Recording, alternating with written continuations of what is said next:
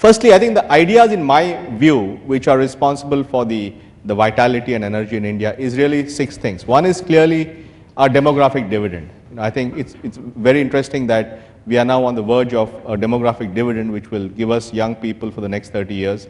In these 30 years, we'll have very few young people compared to the working age population.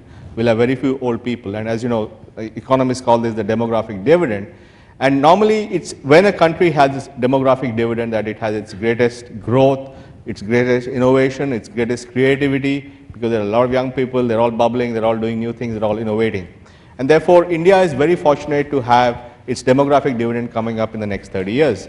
Now, there are 2 other things that we should think about when we think about the demographic dividend. One is that every country goes through this demographic dividend at some point in its history, but only once. In other words, you use it or you lose it. In other words, if you don't use this demographic dividend, 30 years from now, we don't get another demographic dividend. So clearly, it's once in a millennium opportunity. The second big thing, which is very unique and only to India, India is the only country in the world which will have a demographic dividend. In other words, the rest of the world will be aging and India will be young. And this unique combination of a young nation in an aging world itself opens up tremendous opportunities, because we can really be the world's economic driver. We can provide the world's people to work, we can provide the intellectual capital, we can do so many things.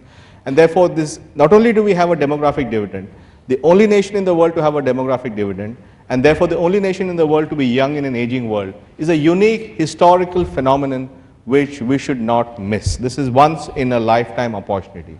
Now, having said that, a demographic dividend can become a demographic disaster, because when you have hundreds and millions of young people, if you don't give them the proper education, if you don't make them employable, if you don't create jobs for them, if you don't give them good health, if you don't give them roads to go to work and to school, if you don't give them lights at night to study, the same demographic dividend can become a demographic disaster.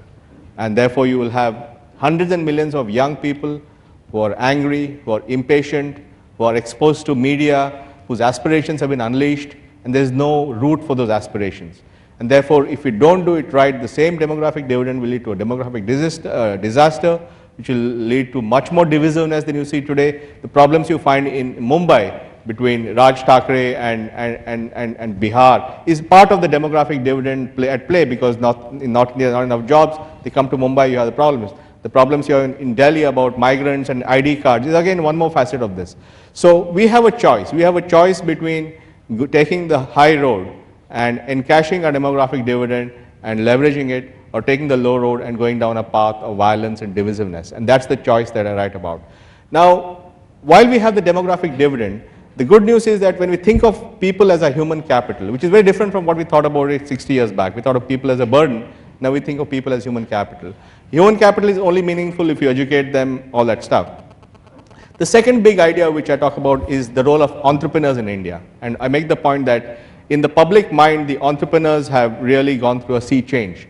Entrepreneurs were looked down upon at the time of independence, because we wanted to build a strong socialist state. But today, entrepreneurs are the people that we are proud of, because they're making such a big difference in creating jobs and going global. And India has the most diverse set of entrepreneurs bar any country. I think except by the US, there's no other country in the world which has the kind of entrepreneurial diversity that we have. And that's a huge asset that we should take advantage of. The third thing, I believe, is our attitude towards technology. Way back in the 60s, we used to think of technology as forbidding, technology as something that we kept inside a glass door. Today, we have a world where 8 million mobile phones are being sold by my friends at Bharti and Vodafone. And 90% of those mobile phones are prepaid, because people don't even have the credit facility to take credit cards. I mean, to pay on credit, they have to have prepaid. And something like 40 to 50% of those prepaid phones, the recharge amount is 10 rupees. And that's the reach of technology. So you've taken technology from something you kept in a glass house to technology where the common man is empowered at the cheap phone that he can recharge with 10 rupees. And therefore, technology has become empowering. The fourth thing, I believe, is the idea of English. And English has gone from a language of elite to a language of the masses. And English has now become the language of aspiration for poor people, because they have realized that if they really want to get ahead, if they really want social and income mobility, they must be in the English economy. So that's the other big thing. And states that had stopped teaching English, like Gujarat and Maharashtra, are now teaching English, because people are saying, we want English. And then we have the whole global factors in our favor because of the demographics and other reasons. India has global factors in its favor, and therefore we can become very confident in our globalization. And that's happening with our entrepreneurs, people like Gautam, Ratan Tata, Jamshyd, all of them are becoming global players.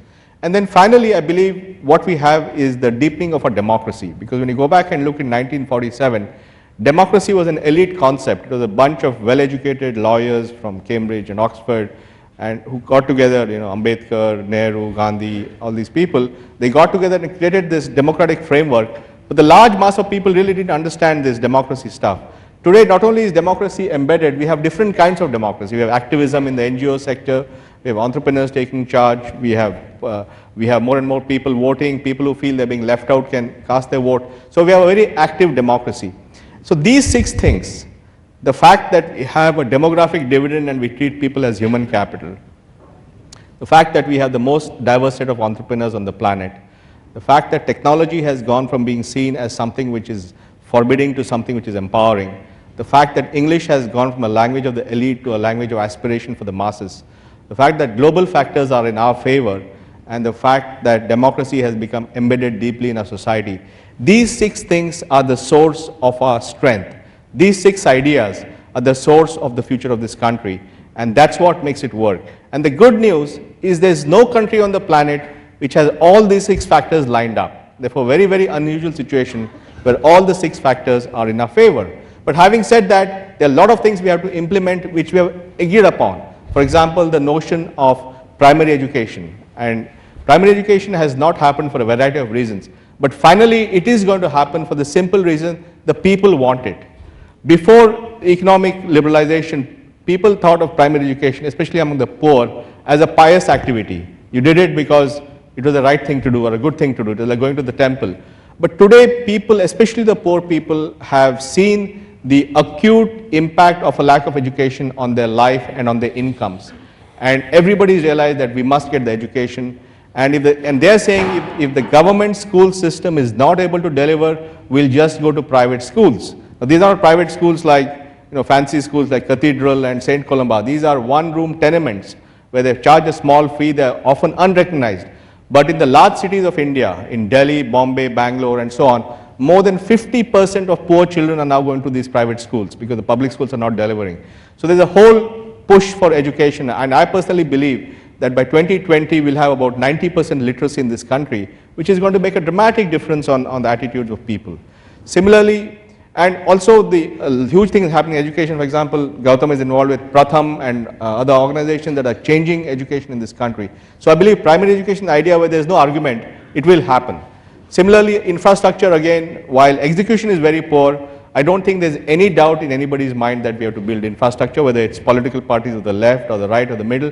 And the political slogan has moved from Roti Kapda Makan to Bijli Sadak Pani is an example of how the idea of infrastructure is now well accepted. The third big idea which has been well accepted is the notion of urbanization. Here again, we have had a very tortuous relationship with urbanization because when India gained independence, we had 2 schools of thought. We had the Gandhian school of thought, which believed that cities were evil and life was really all in the romantic village republic. And because the British ruled from the cities became embodiments of imperial rule. Because you came to Delhi and saw Lutyens Delhi, and you went to Calcutta and you saw the Viceregal bungalow, you went to Madras, you saw Fort St. George. And therefore, for newly independent India, the urban setting reminded them of British Raj. In fact, Nehru called New Delhi as an un-Indian city because of its British bungalows, British buildings. And therefore, because of this, for many years we tended to neglect our urbanization. Early documents of the Planning Commission called urbanization in India as an accident of history and geography, as if it should not be happening, but somehow it's happening. But now I think with economic reforms, we have begun to realize that cities are the engines of economic growth, cities are the engines of innovation, and very importantly, cities done properly can be sociological melting pots where you can leave your caste and your past behind. Because if you come to a city, you get a decent education, you know how to speak English, you get a job, nobody cares where you're from. And therefore, cities are also instruments of social reform. And the final thing I think which is required, which is being implemented is the notion of India as a single market, reducing the tariffs between states, having a